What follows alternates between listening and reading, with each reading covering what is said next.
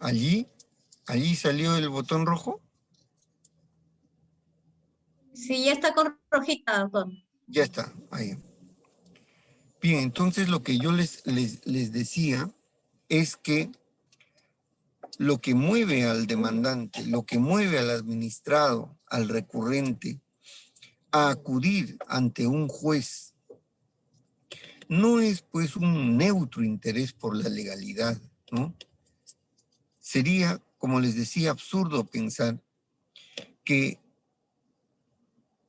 el demandante inicie un proceso judicial, ¿no?, y tenga que asumir el costo que eso significa solo para poder ir a defender a la ley, ¿no?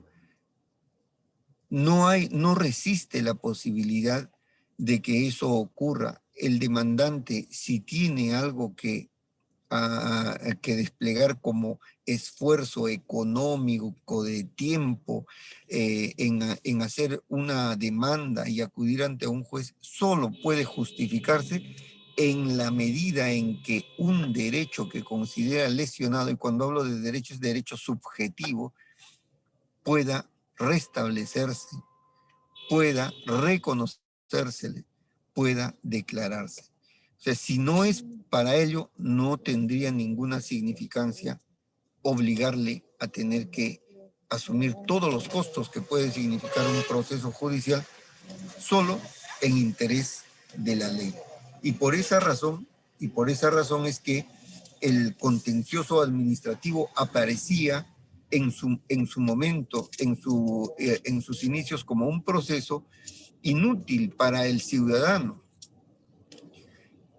Y de allí que surge la necesidad de incorporar este otro aspecto que quizá es el que le ha dado una importancia total al modelo del contencioso. Y vean cuál es la importancia. No ha pasado ni siquiera 15 años, y 15 años en el desarrollo de un Estado es nada, pero no ha pasado ni 15 años.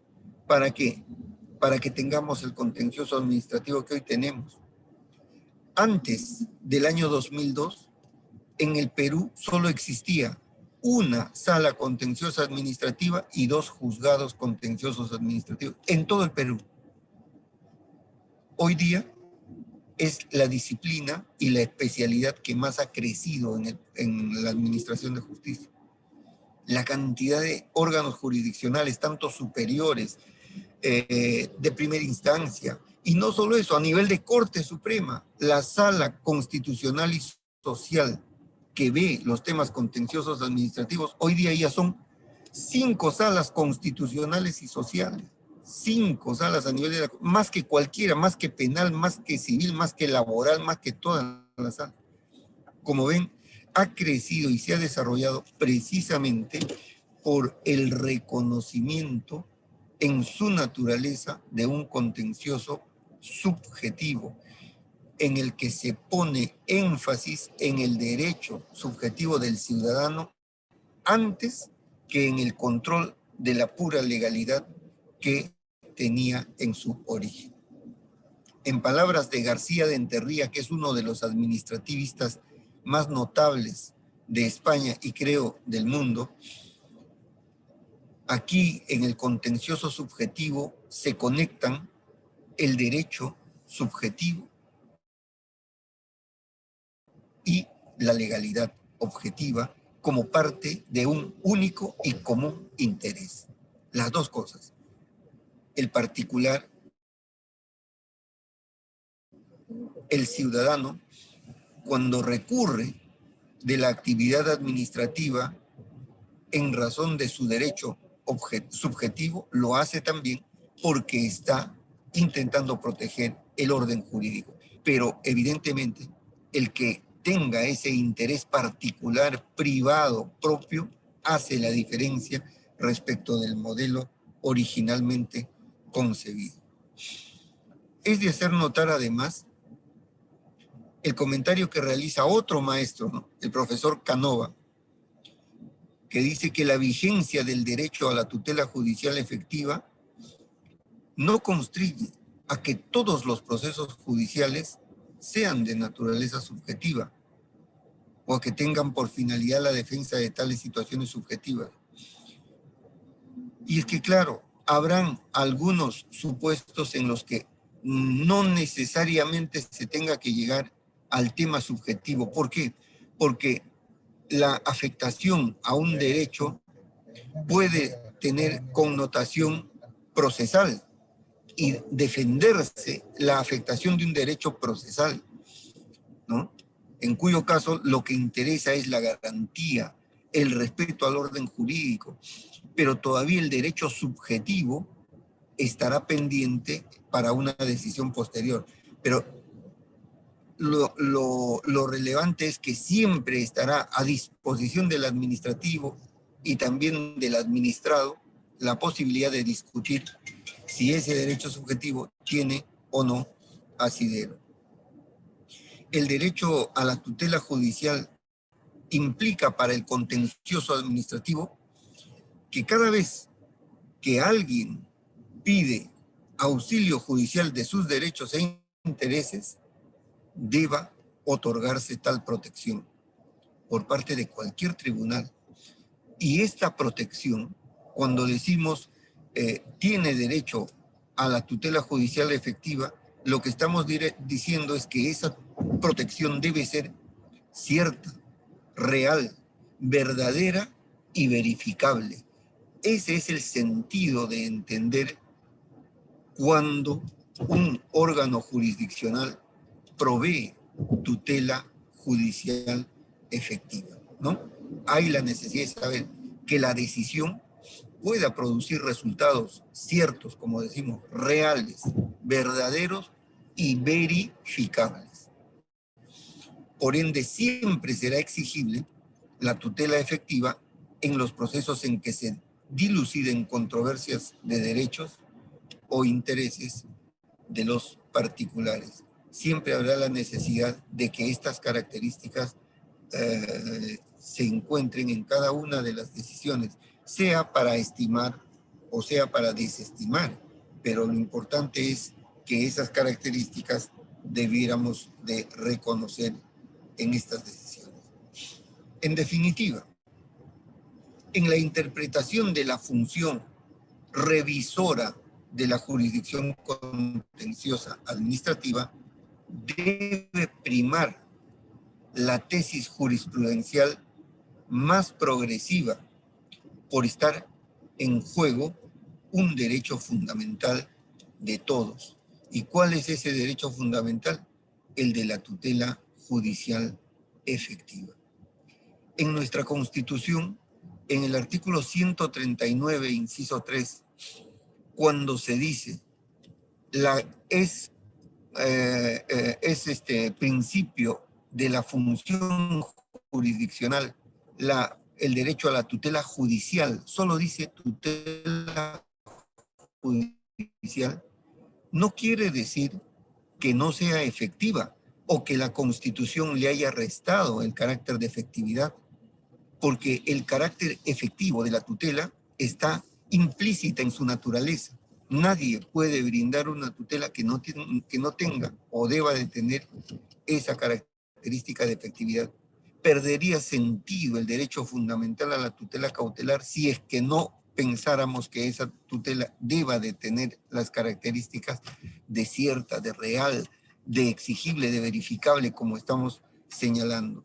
Entonces, por eso, esas expresiones de García de Enterría, cuando dice que resulta completamente equívoco pretender que no hay derecho subjetivo por la razón dogmática de que la norma ha de juzgar la validez del acto, es una norma destinada a servir solo al interés general.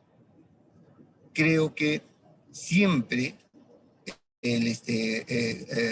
antes ya les había mencionado que García de Enterría definía el nuevo modelo del contencioso como aquel que fusionaba ese interés subjetivo con aquel otro objetivo y fusionaba como si fueran las dos caras de una misma moneda.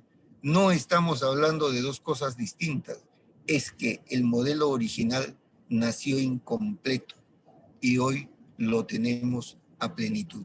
Un poco por eso es que el modelo se denomina el modelo de plena jurisdicción.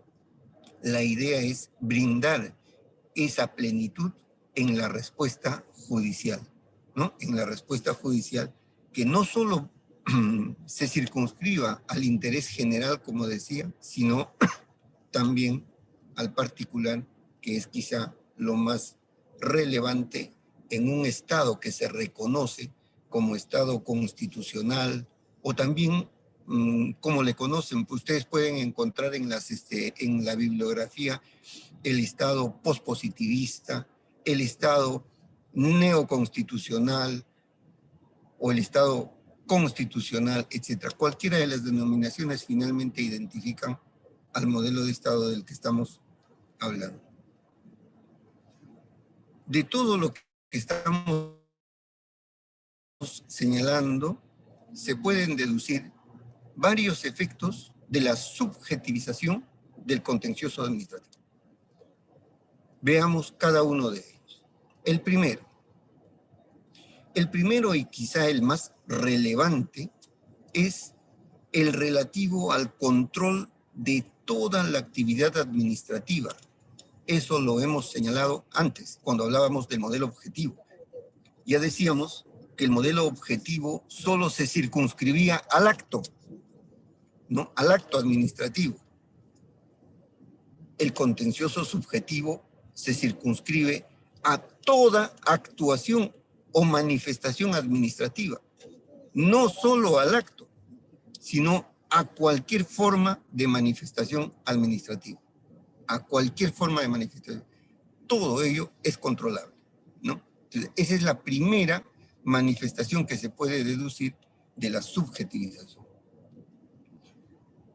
De allí que todas las actuaciones de la administración pública son controlables por la jurisdicción contenciosa, recordando que la administración se manifiesta mediante actos, mediante hechos, ¿no? Mediante hechos. Los hechos también pueden ser hechos sustentados en acto administrativo previo o también pueden ser hechos que no tienen un sustento en un acto administrativo previo. Es lo que se denominan las vías de hecho, ¿no? La actuación material, como reconoce la ley del proceso contencioso administrativo en el artículo 4, la actuación material de la administración. Esa actuación material puede ser en ocasiones sustentada en un acto administrativo previo o puede ser no sustentada en un acto administrativo previo. Podemos tener de los dos supuestos. El segundo efecto que se deriva de este proceso de subjetivización del contencioso es que todos los hechos de la administración pública que no se hayan producido por mandato de un acto administrativo son impugnables por ante la jurisdicción contenciosa administrativa. Es decir, yo puedo acudir como ciudadano al contencioso administrativo ya no solo a cuestionar actos administrativos, sino cualquier hecho que origine la actuación funcionarial de un administrativo. Eso es susceptible de control en sede contenciosa administrativa. Es decir, las vías de hecho que se derivan de estas actuaciones administrativas que pueden no sustentarse en actuación administrativa previa, constituye una actuación material sin basamento legal, del cual el ejemplo más típico es la actuación de la administración sin la existencia del acto administrativo previo en su actuación, o que se realice la misma con un acto administrativo, pero sin la existencia de un procedimiento administrativo que haya permitido ejercer el derecho a la defensa del interesado. Un ejemplo, vean, imagínense que ustedes han acudido a la administración, a una autoridad municipal, por ejemplo, a solicitar el otorgamiento de una licencia de construcción bajo determinados parámetros que la zonificación les permite. La autoridad administrativa, luego de seguir el procedimiento, les otorga la licencia de construcción.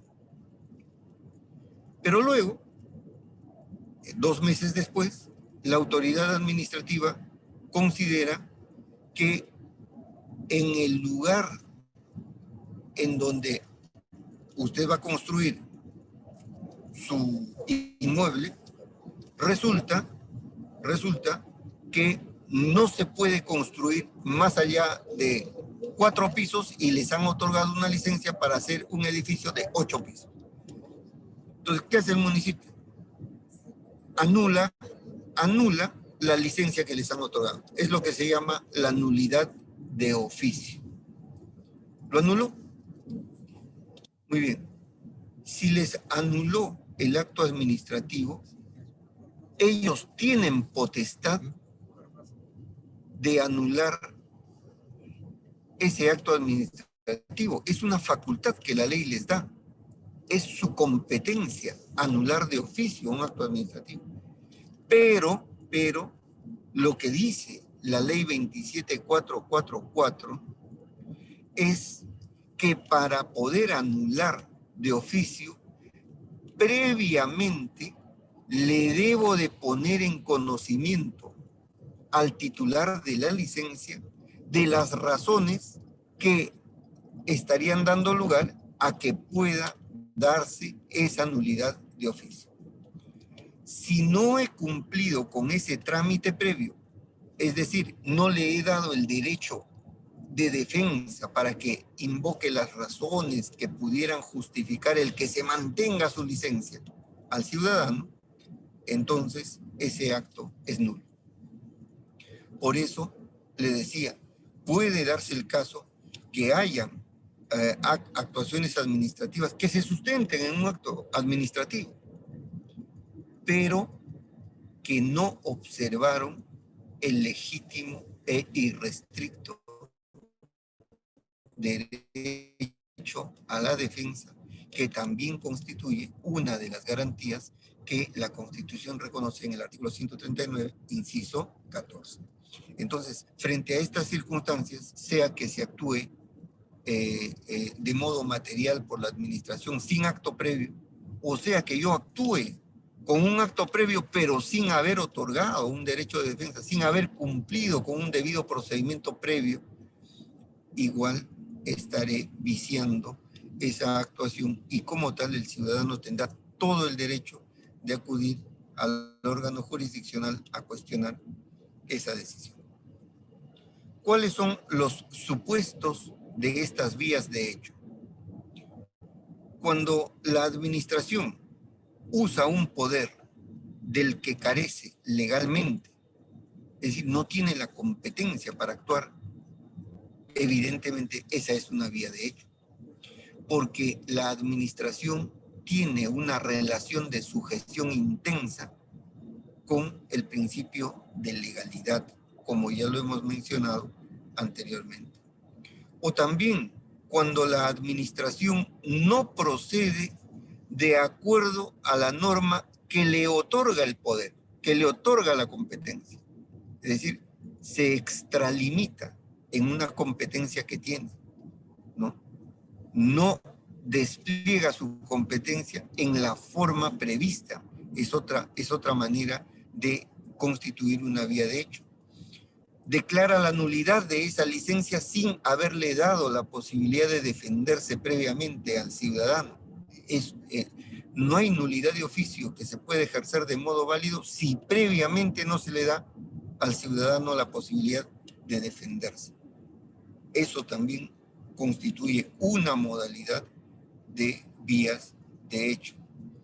O también cuando se ejecuta una decisión administrativa sin cobertura normativa o ausencia de título normativo que faculte para ello, ¿no? Eso también supone una vía de hecho.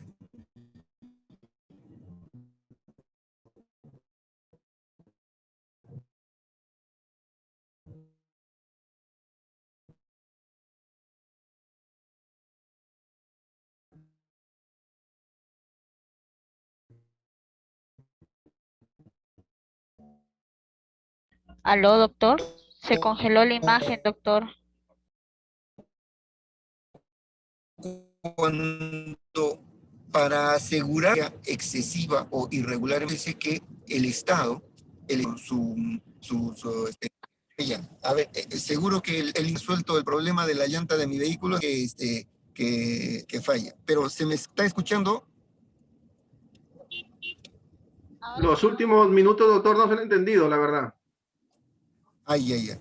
Entonces vamos a ver sobre los supuestos de vías de hecho, que es lo último de lo que estaba hablando.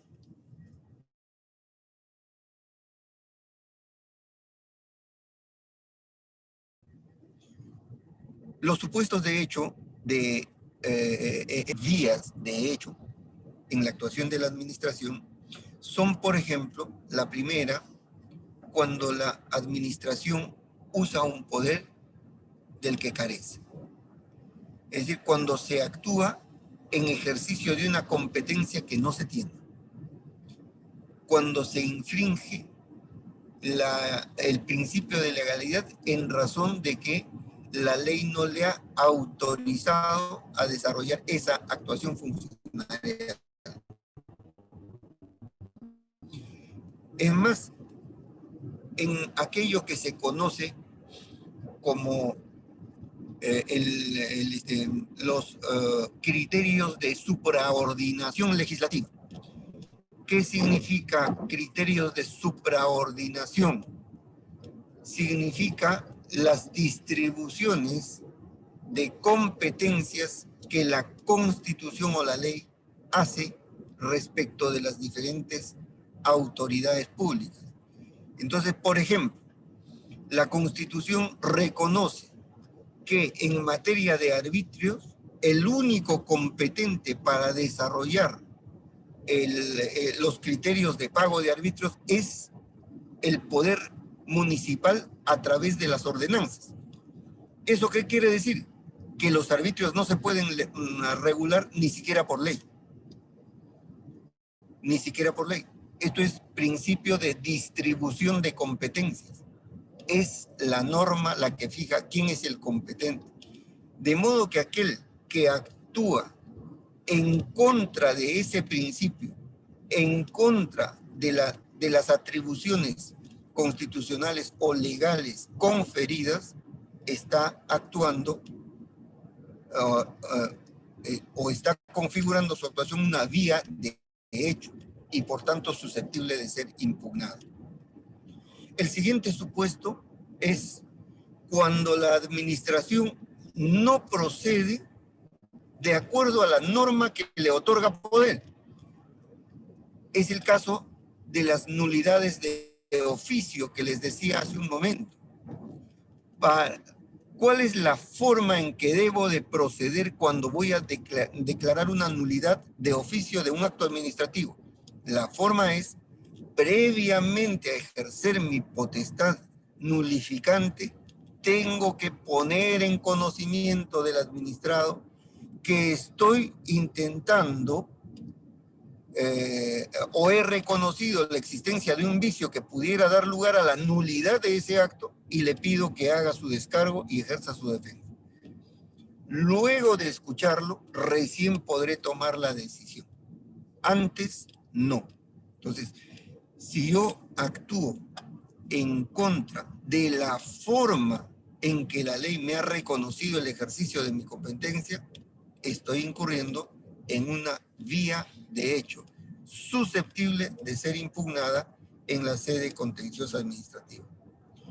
Un tercer supuesto se da cuando se ejecuta una decisión administrativa sin cobertura normativa o en ausencia de título normativo. Cuando uno lleva adelante de modo material la ejecución de una actuación administrativa sin tener cobertura normativa, es decir, no hay un acto administrativo previo o una ley o una ordenanza o una norma distinta que autorice realizar esa actuación, también estoy incurriendo en una vía de hecho. Por último, también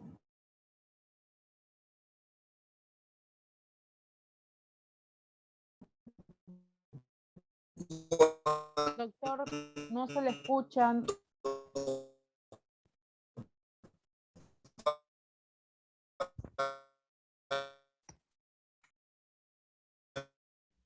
No se le escucha, doctor.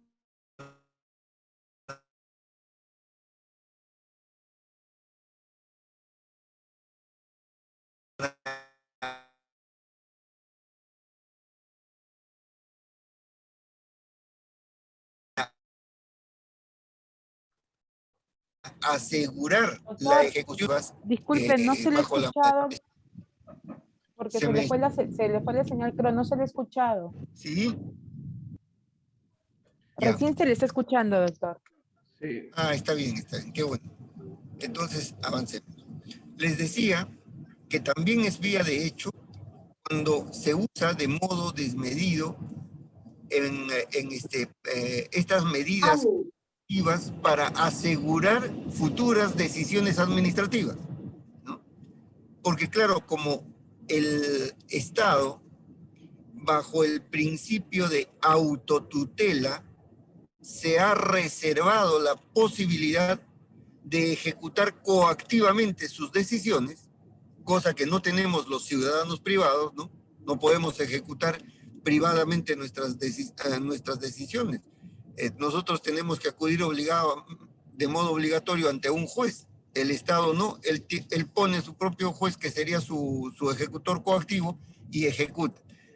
Pero cuando usa medidas cautelares para asegurar esas decisiones de modo irrazonable, desproporcional, entonces también puede configurar estas vías de hecho susceptibles de ser controladas por el contencioso administrativo. El último supuesto es de aquellos casos en donde en actuaciones flagrantes existen irregularidades durante la fase de ejecución de actos válidamente emitidos. Es decir, ya estamos frente a una actuación en cumplimiento de una norma o en cumplimiento de un acto válido, solo que cuando voy a cumplir me excedo, ¿no? Entonces, en esos supuestos también es susceptible de controlar esa actuación bajo la modalidad de estas denominadas vías de hecho. Estas vías de hecho, por lo general, implican la actuación de la administración, por lo general, con inexistencia del acto previo, ¿no? Claro que hay algunos casos en donde pueden existir actos previos, como los que les acabo de decir al final. Voy a ejecutar un acto previo, un acto administrativo válido, solo que en la ejecución me excedo, ¿no? Me excedo. Por ejemplo, ¿cómo podría ser que me exceda?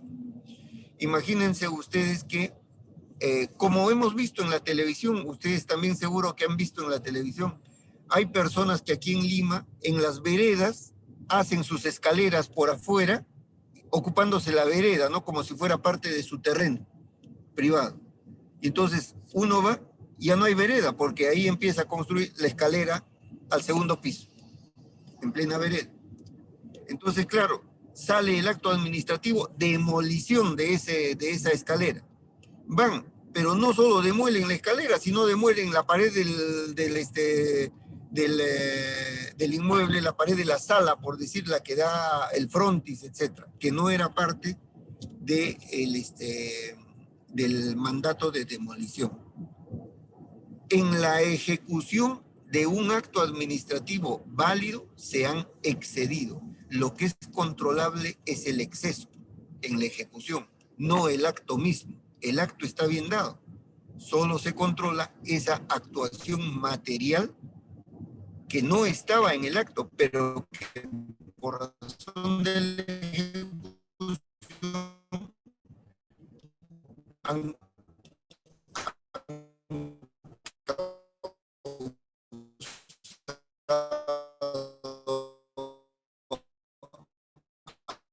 algún perjuicio mayor que no estaban autorizados, evidentes. En la mayor parte de los la actuación puramente material administrativos, pero también puede dar estas vías de hecho. Pero lo importante de esto es que en todos esos supuestos es posible ejercer el control. En todos esos supuestos es posible ejercer el control. Bien. En ese sentido, vea, la actuación administrativa se ve que puede controlar toda la función administrativa, toda, la que se sustente en acto, la que no se sustente en acto, la que se cumple en función de un mandato legal o de otra norma, y la que no se sustente en nada, simplemente es puramente actuación material. Todas son susceptibles de controlar. Ya no estamos en los supuestos en donde solamente el acto administrativo era posible de controlar. Hoy día cualquiera de estas pueden ser controladas. Sin embargo, vean, el carácter subjetivo del contencioso, que implica su ampliación y su universalidad, crea a favor del ciudadano un método de resguardo y efectividad de las garantías constitucionales. Esto también es importante. Ese carácter subjetivo es el que crea esta suerte de método de resguardo de la efectividad de garantías que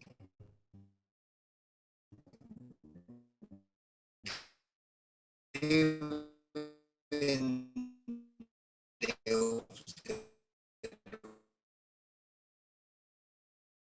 actividad realizada sin acto o con acto es controlada por la jurisdicción. De modo que aquí, de solo este hecho, ya podemos darnos cuenta que ya no se revisa que era la finalidad del modelo anterior.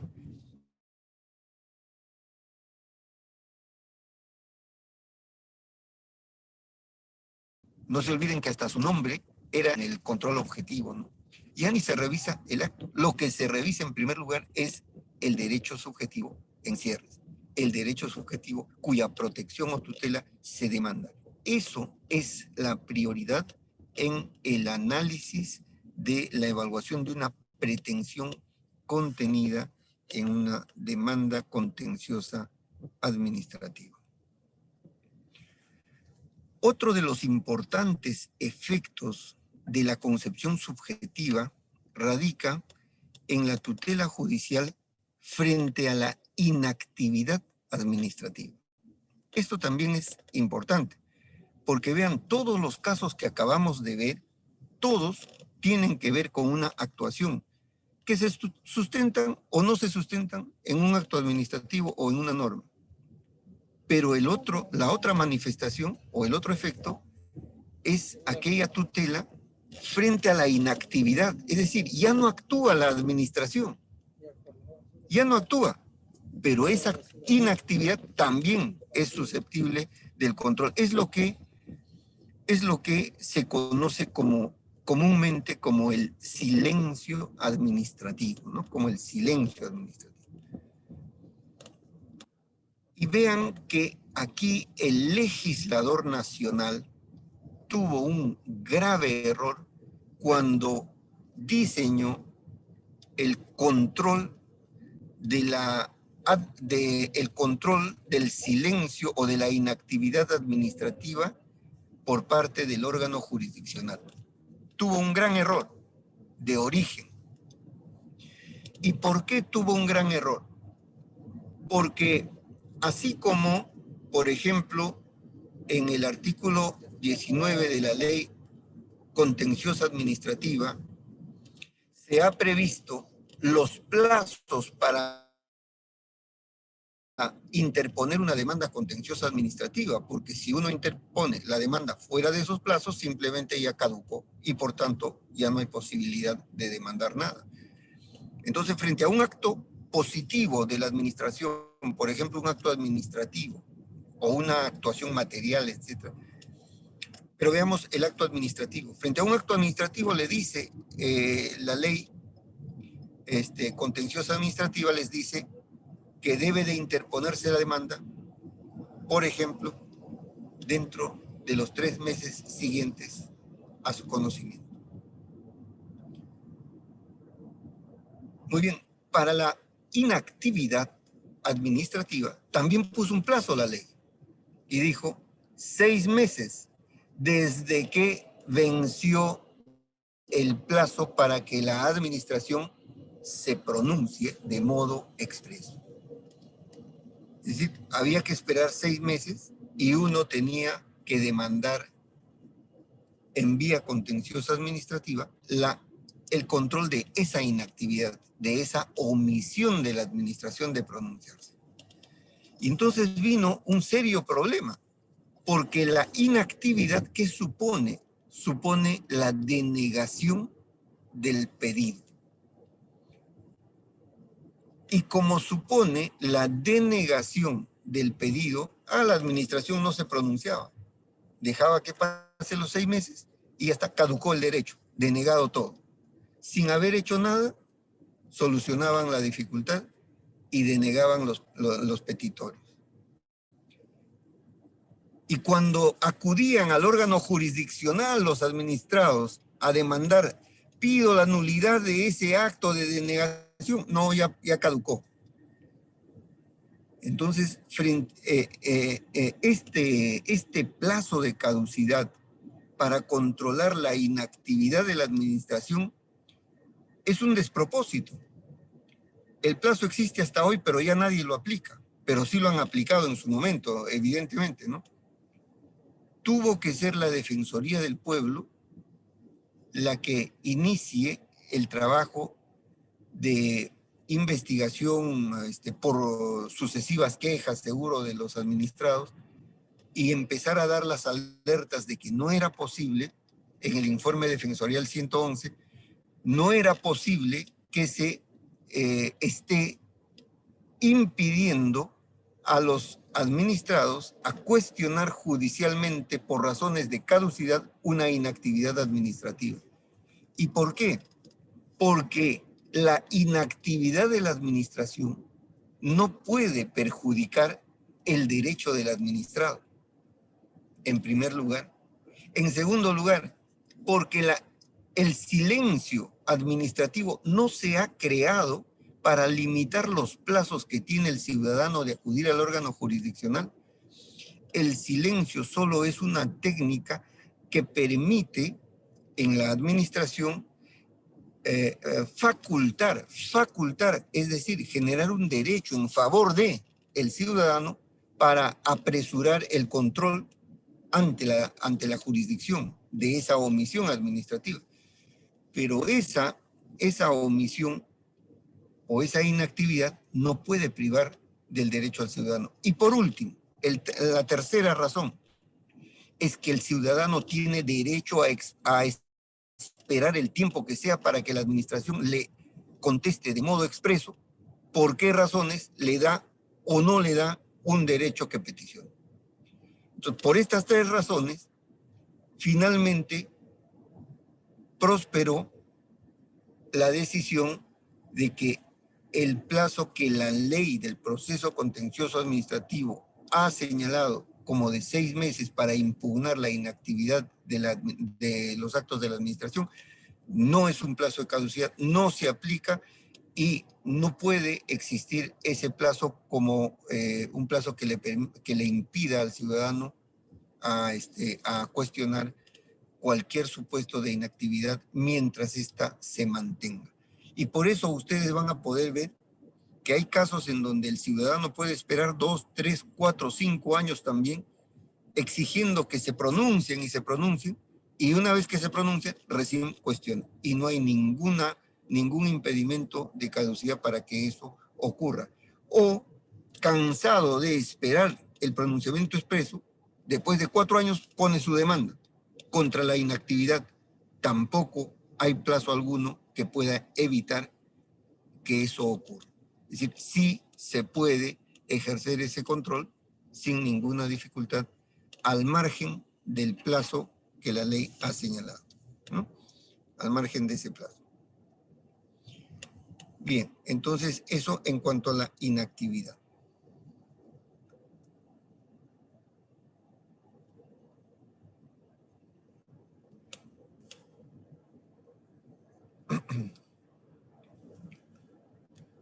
En cuanto, en el caso concreto de esta inactividad, también puede señalarse que lo mismo sucede con actuaciones materiales y legales de la administración en cuanto en aquellos supuestos en donde no existe un acto administrativo que impugnar, pero sí una actuación material concretizada, ¿no? Una actuación material concretizada. Por ejemplo, me han derribado un muro que estoy construyendo, pero lo han derribado sin acto administrativo previo, solamente han ido y lo han derribado.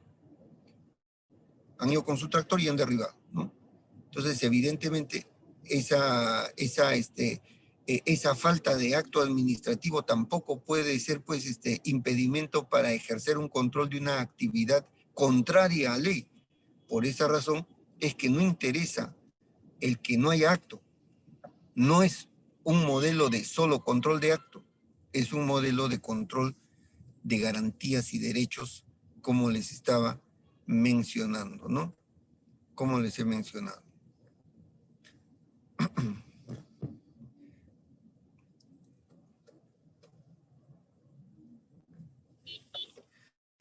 Otro de los efectos de este concepto subjetivista del contencioso administrativo se refiere también al tema de la legitimación.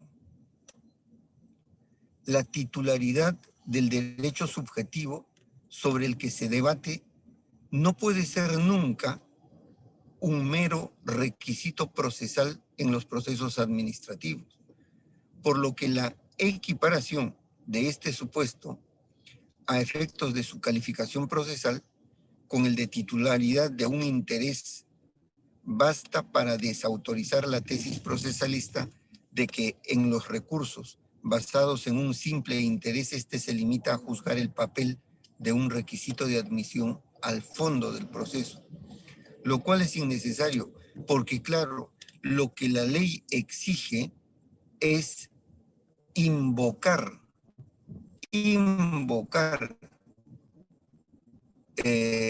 legítimo interés a la jurisdicción. Eso no quiere decir que yo tenga que acreditarlo. Lo que tengo es que invocar el ser titular de ese interés legítimo o moral. Así lo ha reconocido tanto el Código Civil en su título preliminar, como también la norma procesal, el Código Procesal Civil, que es aplicable en el contencioso administrativo. Otro elemento de importancia capital que refiere este aspecto subjetivista del contencioso administrativo lo representa los poderes del juez contencioso administrativo. En realidad, la ley del proceso contencioso administrativo ha revolucionado los poderes que puede un juez tener en esta materia. ¿Y por qué decimos que ha revolucionado? Porque mientras en la ley anterior, en el Código Procesal Civil, solo se facultaba al juez anular una decisión, en la nueva ley no solo se faculta al juez anular, sino sustituirse en las competencias de los demandados, es decir, de las entidades o funcionarios demandados. Y además, los poderes que se reconoce al juez de que en caso no se cumpla su mandato, porque se entiende que es una manifestación de la efectividad de la tutela hacer cumplir lo juzgado, ¿no? en caso no se cumpla su mandato, puede inclusive llegar a destituir al funcionario luego de haber identificado como el obligado a cumplir ese mandato. Sí, las posibilidades que tiene un juez hoy en sede contenciosa administrativa como poderes de jurisdicción para lograr efectividad en la tutela subjetiva que brinda son muchísimo más amplias de las que le reconocía hace 15 años el Código Procesal Civil a los jueces en esta especialidad, ¿no?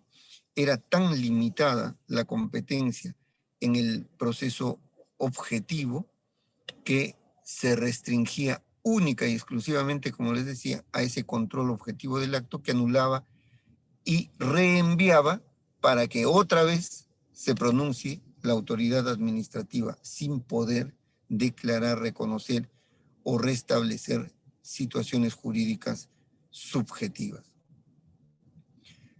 Sobre esto se ha señalado que las bases tradicionales del contencioso, trasladadas del derecho francés, trajo la prohibición de juzgar el mérito, ¿no? Modelo de control del acto, la conveniencia del acto, y aún en materia de legalidad, la prohibición de sustitución en la labor administrativa. Eso ya no existe. El problema es hoy, y eso lo tienen ustedes que resolver con el primer trabajo que les he dejado a partir de la sentencia del Tribunal Constitucional que tienen en el aula virtual, cuáles son los límites que tiene el juez en el modelo subjetivo para poder sustituirse en las competencias de la autoridad administrativa. Ese límite no está definido. Ese es un límite en construcción. Ese límite no está en la ley. No está en la ley. Y entonces, claro, podemos allí hasta dónde puede un juez sustituirse. Lo que el Tribunal Constitucional, por ejemplo, en la sentencia en el proceso competencial seguido entre Produce y el Poder Judicial, lo que ha dicho el Tribunal Constitucional es que la función de otorgar licencias de pesca es del Ministerio y no del Poder Judicial. Pero el decir que la función de otorgar licencias es de Produce y no del Poder Judicial significa que los jueces en ningún caso se pueden sustituir a la autoridad administrativa y no pueden otorgar una licencia de pesca. Si uno lee la sentencia del Tribunal Constitucional, pareciera que la respuesta es afirmativa, que los jueces no podrían hacerlo. Pero antes de poder darles una respuesta a eso, lo que quisiera es que lean la sentencia. La sentencia que tienen no es la de Produce. La sentencia que tienen es otro proceso competencial entre el Ministerio del Interior y el Poder Judicial. Pero el tema es el mismo. El tema es el mismo. Límites a sustituirse en las competencias administrativas cuando deben de reconocer, restablecer o declarar situaciones jurídicas subjetivas. ¿Mm? Hay un ejemplo, ¿no? Un ejemplo en España, por ejemplo, el caso Omar Arenas Candelo. El caso en concreto refiere a la exclusión ilegal de un juez por parte del Consejo de la Judicatura. Lo excluyeron al juez, ¿no? Pasado más de 20 años, la Sala Político-Administrativo señaló que tal exclusión configuró una vía de hecho, por lo que el efecto natural de tal decisión sería la reincorporación del señor al cargo de juez, ilegalmente excluido.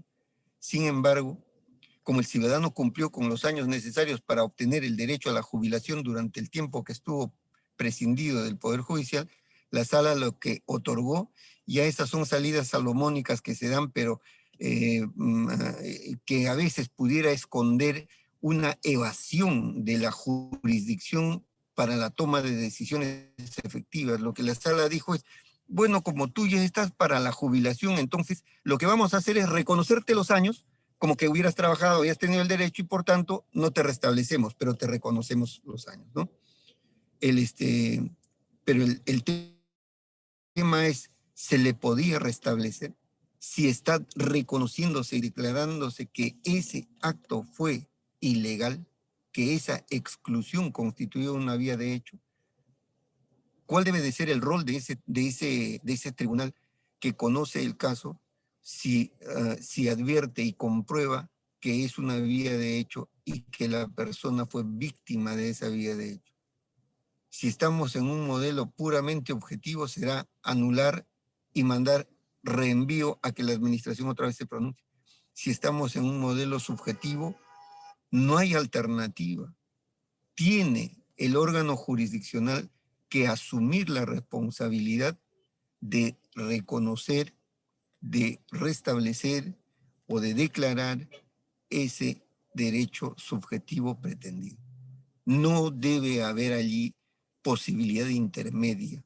Tiene que haber decisión, porque si no estamos abdicando a los poderes que la efectividad de la tutela nos obliga.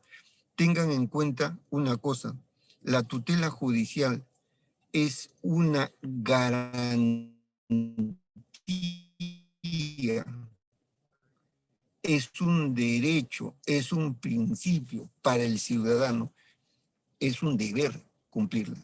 Los jueces no son libres de poder decir, bueno, en este caso no voy a cumplir la efectividad. Los jueces están en el deber de hacerlo. Por tanto, creo que allí, en el caso salieron por el tema de la edad, pero pienso que era más propio tomar la decisión, aunque sea simbólico. Si mañana cumples los 70 años, bueno, hoy te repongo y mañana te jubilas, pero el mandato debía de ser, te repongo, restablezco tu derecho. Ese debería de ser los alcances de la decisión. Eso representa el Estado constitucional o el Estado de derechos con D minúscula del que hablamos en la primera clase.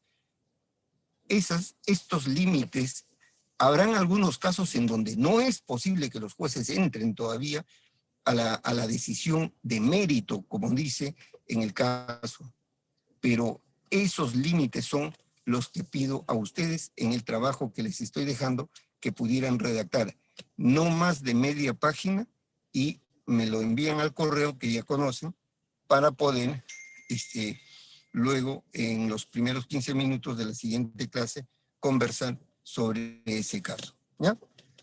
Muy bien.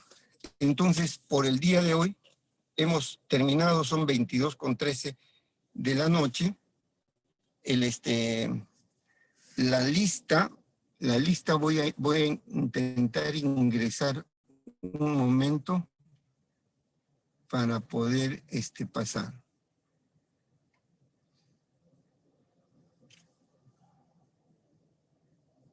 Vamos a ver.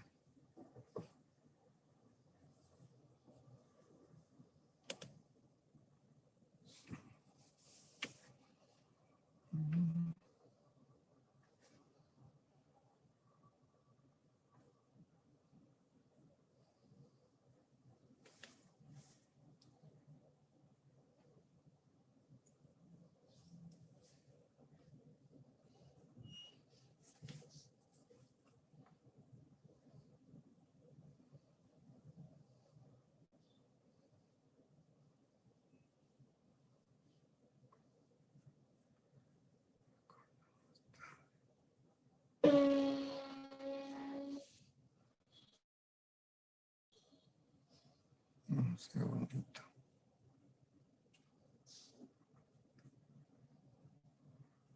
Ahora sí que se me está poniendo bien. Buenas noches.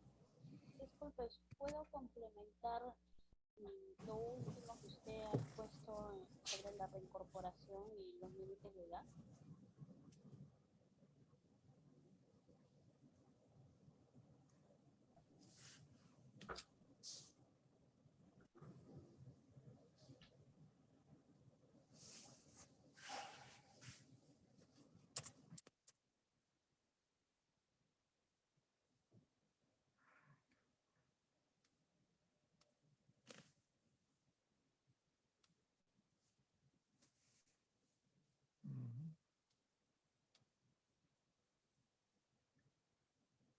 No abrió. Ahí está. A ver.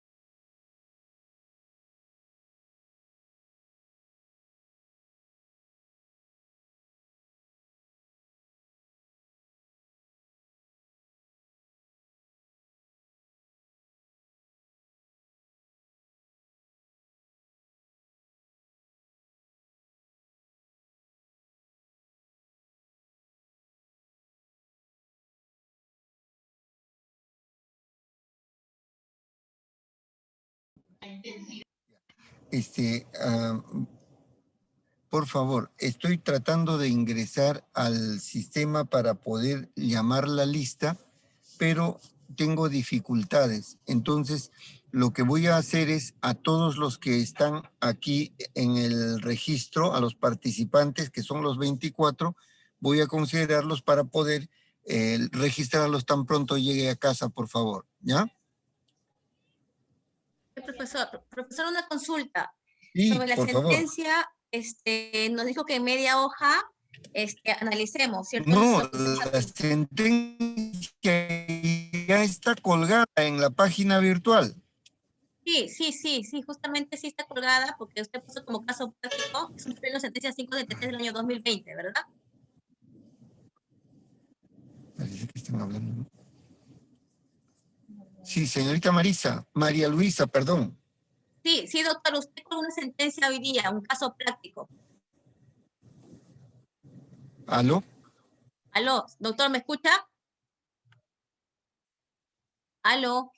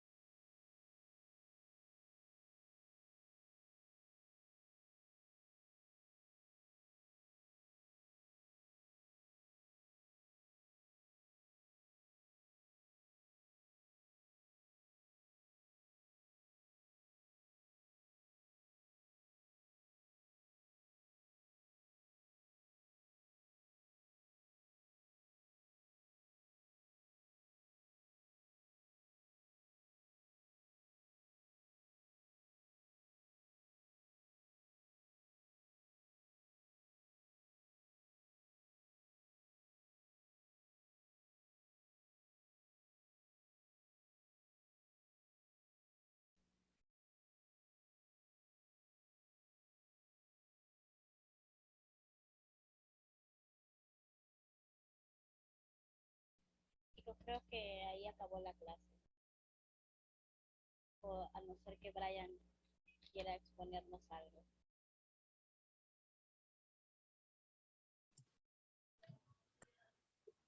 Brian ha quedado como ponente, por favor, que continúe con la clase.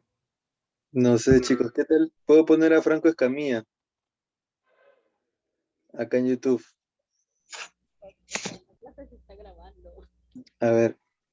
¿En serio? Eso demasiado de por qué no hay que pelear con una mujer. Un repaso de la clase, por favor. Mucho tiempo Brian, ¿tienes que ver a la profesora? discutiendo, no lo hagan eso, hermanos. Te sale más barato, aunque le haya que...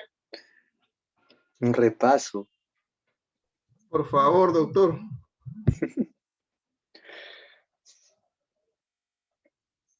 A ver.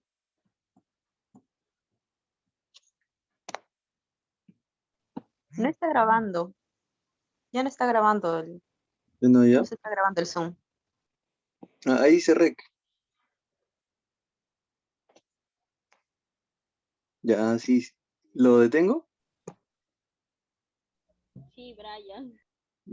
Disculpa, Brian, tú no tienes